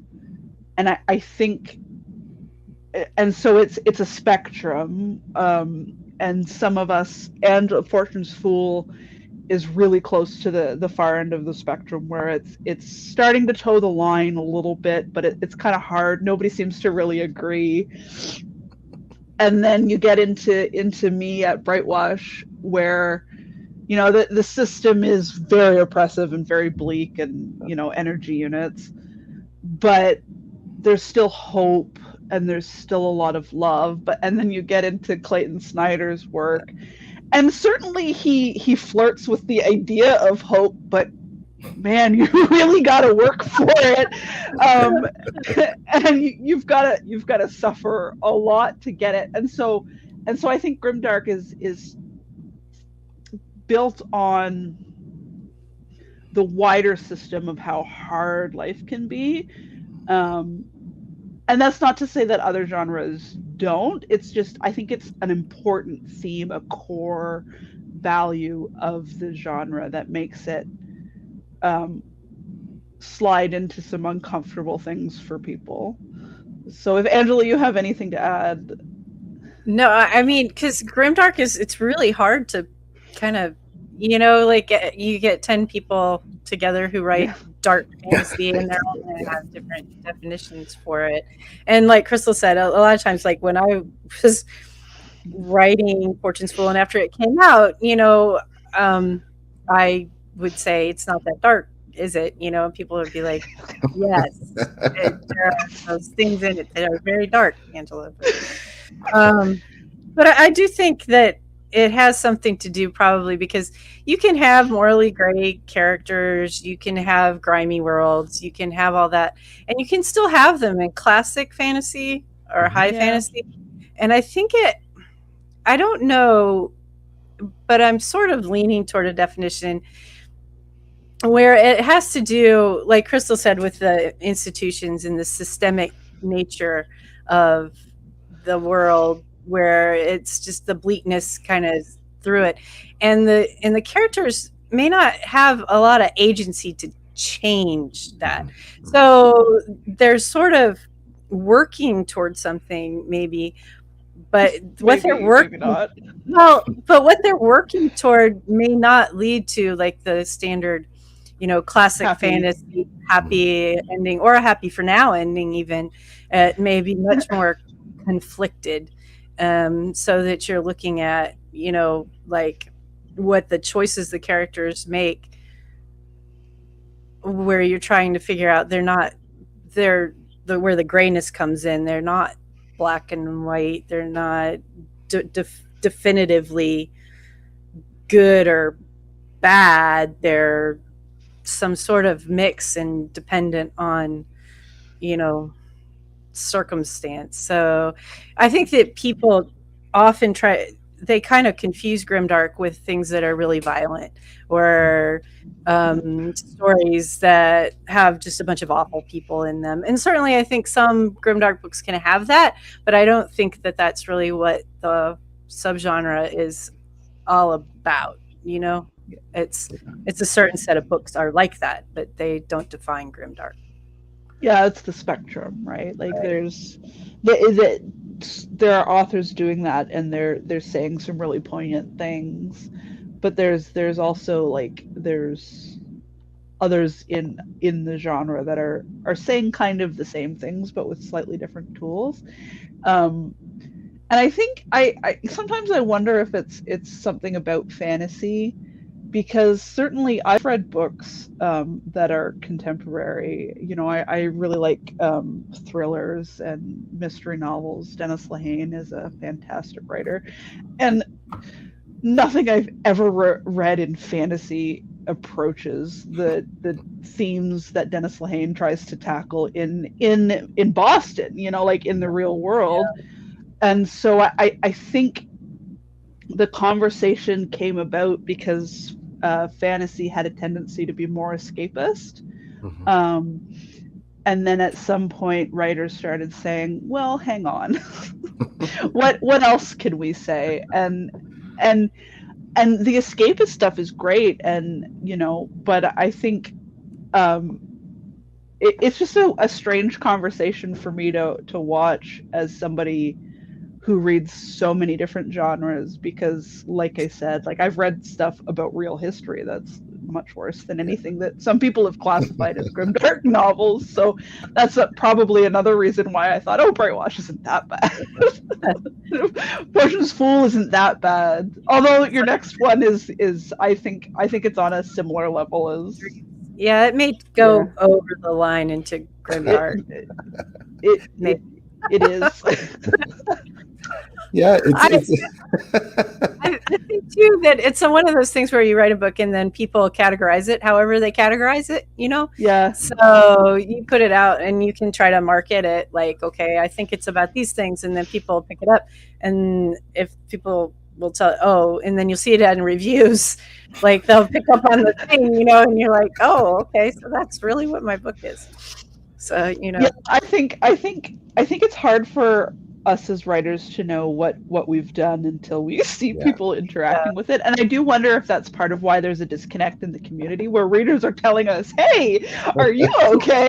And we're going, "What? It's fine. You're fine. It's fine. It's not that dark. It's fine." And I think that's why fantasy struggles so much, because readers are wondering what's up with grimdark writers, and we're like, it's fine. Yeah, it's crazy, and two parts to my response. And I wish I could attribute it to the right Krystal and Angela. So Michael R. Fletcher, again, probably widely known as, there was, and I'm trying to remember whether it was Grimdark Magazine voted. It was Mark. It was a Mark Lawrence. Mark Lawrence. Where he was voted as his book was the Grimdarkest of Grimdark book out there. He did a poll, and Fletch came up as that. But Fletch put out an interesting, and forgive me, and I don't remember if it was a tweet or Fletch did it could have been an article, and he said basically he used the analogy of in fantasy trope. Common fantasy trope is that there's always an inn. You show up at a tavern or an inn, right? Oh, yeah. And he said something like basically, high fantasy is when the barmaid is buxom and gorgeous, and the hero has washboard abs, and he's everything's perfect, and then then there's like dark fantasy where like things aren't, there's maybe the slosh, the beer sloshed on the counter, and maybe the person isn't in that good shape and they're a bit troubled and all. But then Grimdark is like the doors falling off the tavern, and it's full of rats, and the bartender pulls a dirk out and puts on the counter when they walk in to serve your drink, and he was trying to illustrate that difference between the systems. The systems, like how people perceive it, that these worlds are so the opposite, being pristine, but I think that for me, like, and I remember and I said this on a previous podcast, I remember, because I have this love-hate relationship with what a lot of people call grimdark, and at first I wouldn't read it because I thought I wouldn't enjoy it, and then I found myself as actually, even though first of all, I realized that I had already read some books that were considered grimdark without really realizing they were grimdark. We were advertised that way. And second of all, it was actually Holly Tinsley's book. I said this on a previous podcast, that was my first real introduction to something that I knew was really grim, and I loved it. And she's also an SPFPO finalist currently. And I thought, okay, and it really gave me it opened my eyes to really what grimdark is, because although, for example, I know both your books are kind of market advertised as being like somewhat grimdark or dark fantasy. Certainly Krystal's with like Gaslamp grimdark. I didn't look at them that way, but the bottom was me is when a fellow writer who I respect immensely, said, "You write moral grimdark," and I'm like, "What?" I was so offended at first, right? Like, I don't write grimdark, and then no, you write moral grimdark. I was like, and then I sat down, and I thought about it. I'm like, oh, well, maybe I do, right? Because I write all about religious intolerance, racism, misogyny, homophobia. My character is extremely flawed and bigoted. He's the PO. It's a first person POV. Like, yeah, I'm writing. It's what they said. What you're writing is moral grimdark. Like, oh, I guess so. So yeah, you're talking about systems and how they, when they're built to oppress, then yeah, exactly. how do you overcome that? And I think that's something that Grimdark is trying to ask. Like, how do you even find a happy ending in a world where the system is built to beat you down? Yeah, and that is, I think, more and more, if I'm going to try and put, and I know it's not fair to put Grimdark in a box. We all have our own boxes and our delineations of what Grimdark is and isn't. If for my purposes, for PL Stuart's purposes, if I put Grimdark in a box, it is exactly the definition that Krystal gave of, it's these systems that are very oppressive, dark. There's an element of the protagonist or people characters involved being unable to escape the bounds of this system. They're very confined and trapped within the system, and they either exploit the system. Maybe they're part of the actual system regime that's basically in charge of this oppressive system, or they're trying to escape it. And that's now how I'm starting to form my unique definition of what Grimdark is, but that still doesn't cover everything, right? That still doesn't cover a good portion of the genre that doesn't fall into that category, but I have to acknowledge it's still Grimdark. So again, it's very subjective, and but like Steve, that's an excellent question. And Steve, what do you think Grimdark is, Steve? Like, what because for you, like, you're a horror, like, I think your first love is horror, and horror and Grimdark have a lot of common elements, and you may find that something that I think is, oh my god, that's dark. You're like, well, not really, but you know what I mean. Like, how do you define Grimdark? Like, oh, I can't hear you. Sorry. Oh. What about now? Okay. Yep. Okay. Sorry, my thing was off. I've been trying to collect my thoughts on this one for a while. I can hear you, but just maybe closer to the mic. Yeah, that's weird. Can you hear me now?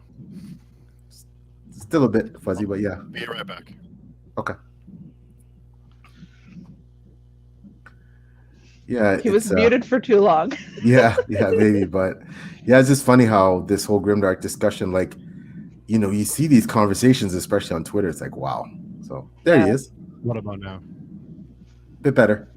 Better? Okay. Yeah. I'm not sure what's going on with my mic. It's acting weird.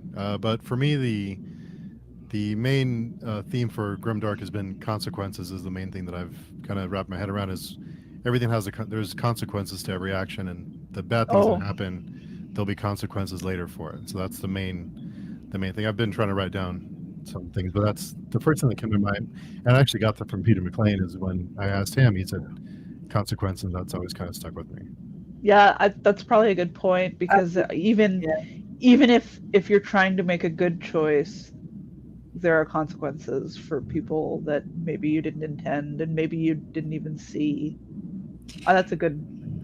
Yeah, and I think that leads to like the kind of more realism type styles that you kind of see in Grimdark, like as opposed to like classic fantasy where you can have battles and stuff and a lot of people die, or and the hero jumps up after taking a wound and the next day they're fine, and that doesn't happen so much in Grimdark. Like those things have consequences, like you said. Like they're more like what would go on if that happened in the real world, in like reality, and so it's less escapist, I guess, and more trying to deal with the subject matter that comes up that's maybe difficult to grapple with, but it's trying to do it in a way that lets people process that, I guess, instead of kind of just sweeping it under the rug, I suppose.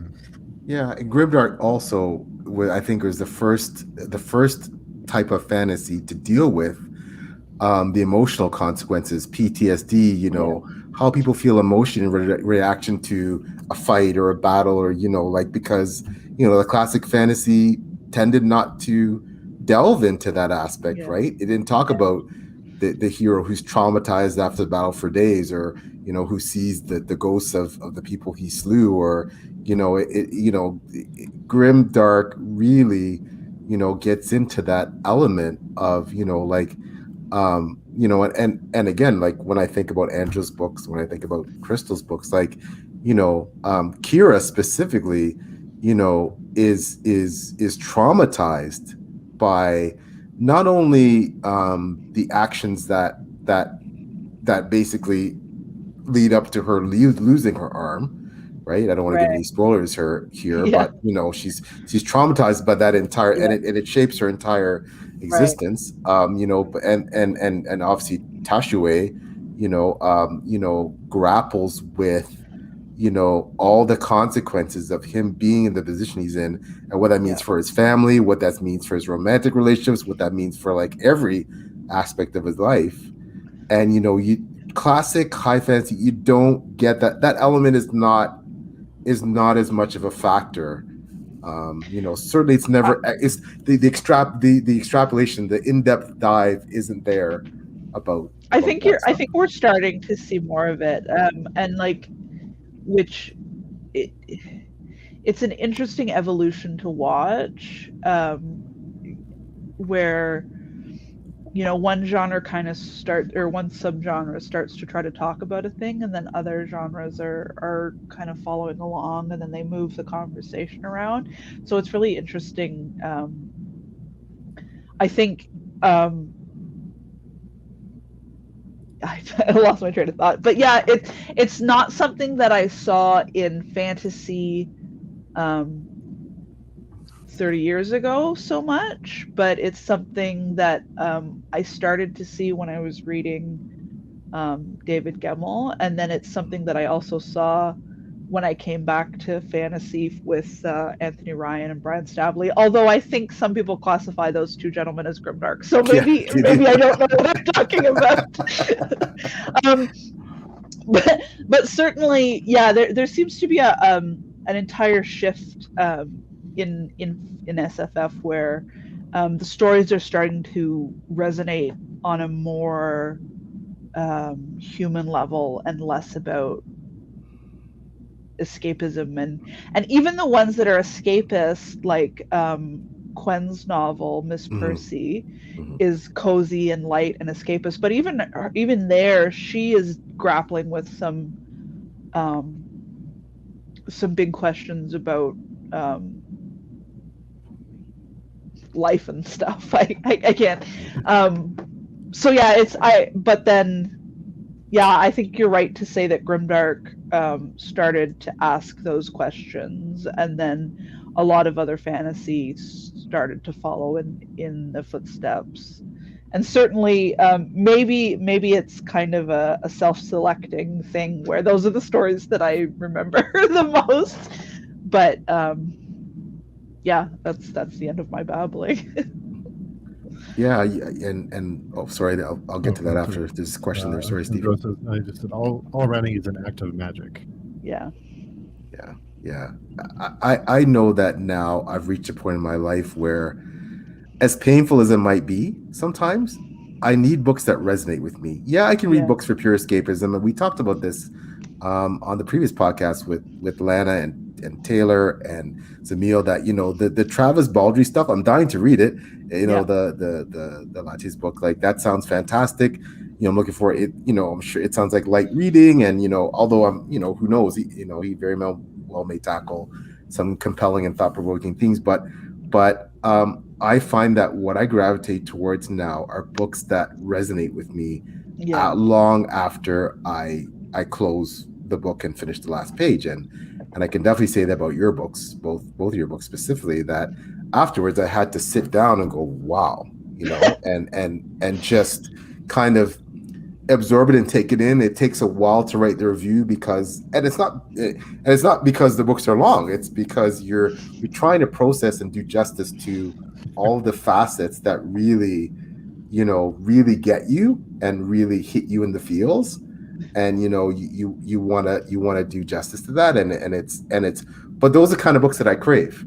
Right, as much as I like reading books that it's quick, it's fast, it's paced, and it's done, and it's great, and that was a great book, and it may still be a great book. It's just a different kind of great book. But I feel that like as Krystal said, pacing and all that. But I want those books that not only that I am immersed in, but that afterwards I remember they've made an impact on me. Like there's like a piece of me left in that book, right? Or the author has imprinted a piece of them in me in terms of what they're trying to say, right? Because I believe, without speaking for both of you, I know that's how I write. I think having had conversations, especially with Krystal, and obviously I'm sure Angela feels the same way, that we leave so many pieces of ourselves in these books. There's so much of a trail of our own, foibles and idiosyncrasies and mannerisms and faults and positive things, and we just leave this trail, that these breadcrumbs that really only we see. The reader will certainly pick up on them, but may not attribute it to us directly. But there's parts of us, usually, or people we know, that are in there, and they come out consciously or subconsciously. And I think that's, for us as writers, that what makes our book so dear to us, because of those pieces that we leave in there. Writing a book is a real emotional journey. And after you're finished, you're like, wow. Like sometimes I go back now, I read my book, I'm like, holy moly, I wrote that, eh? Wow, that's pretty heavy.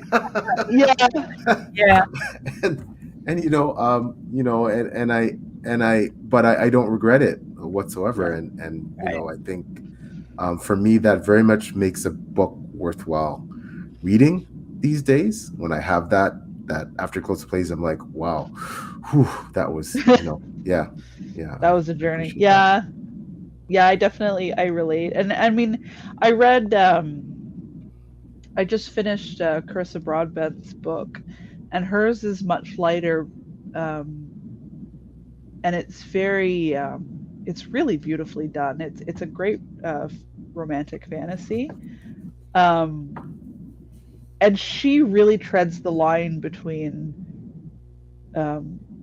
coming over into the darkness, but not quite. So I wouldn't classify it as grimdark. Certainly, it's more of a lighter.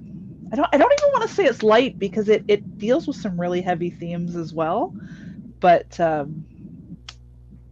that one left an impact on me, on how she balanced that. There's an awareness from that narrative that yes, she knows that her main character has gone through a lot, but she delivers it a little bit more gently than I would have, and she did it really well. It's maybe like a step or two lighter than Fortune's Fool. Speaking of the spectrum, but it was brilliantly done. So certainly it's hard to identify exactly what it is that makes a book so special to me personally as a reader, but there is definitely that willingness to get really personal. That always stays with me. Yeah, and the characters, like if a writer, I think you can tell when the writers are treating their characters as real people. And so I think that whether the book's lighter or darker, I just want to see a certain honesty in dealing with the characters and who they are and their emotions and relationships, whatever they are. And I think that's what, I guess I really get attached to the characters more than I do the themes of the story, because a lot of times I'll just totally plot after I read the books, but the characters will stick Yes. with me for a long time. So yeah, I totally agree. I'm very much. We talked about that with Thomas and Mark. The three of us definitely agreed on that. And it's the kind of books we write where, if you give me immersive world building and great character development, there's a lot of things that I can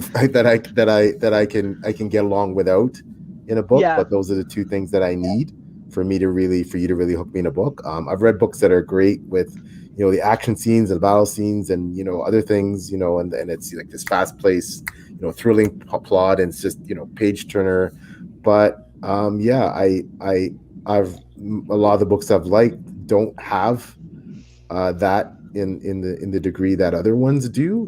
Like I think I use the analogy of like Evan Winter, who's a great writer, and he does have great world building, but his trademark is these visceral battle scenes that just like it's from battle scene to battle scene to battle scene to battle scene, and you can read those books and it's an adrenaline rush, and it's not that he doesn't have great world building. He does. I don't want to take that away from him, but it's just that the focus becomes that action, and I think for me, I while his books have resonated with me, it's the books that don't have that nonstop, and just like that really get to me, like your books, right? That have, there's action elements, but it's not, I can sit back and just kind of smell the roses, enjoy the spices in the market, and Angela's book, right? And all the different scents, and smell the smell of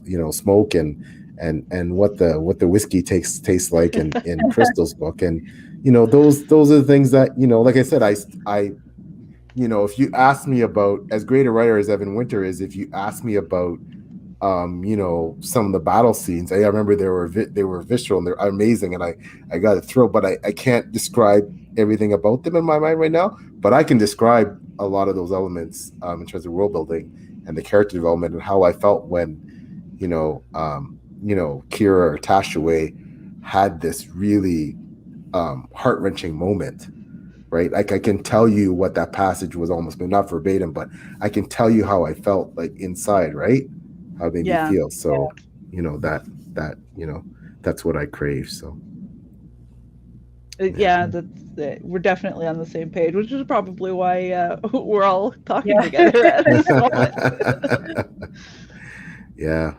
But well, I know we're running close to the 2-hour mark. I although I could literally sit down and talk to you guys forever. It's more for the purposes of the length of the broadcast. So and I'm sure we might have a few comments after we're done. But I just want to thank you two so much for joining us, taking time out of your holiday weekend to do this and spending it with your families. I know you both have large families, and there's a lot of things you were doing, and you're both very busy besides everything else you're doing with your writing. And thank you so much for being such upstanding members of the writing community, and so supportive, and just honored to know you, and all the best with both of your writing, obviously, and Krystal in particular with the current SPFBO finals, and Angela with your upcoming works, and Krystal too, and just thank you for coming,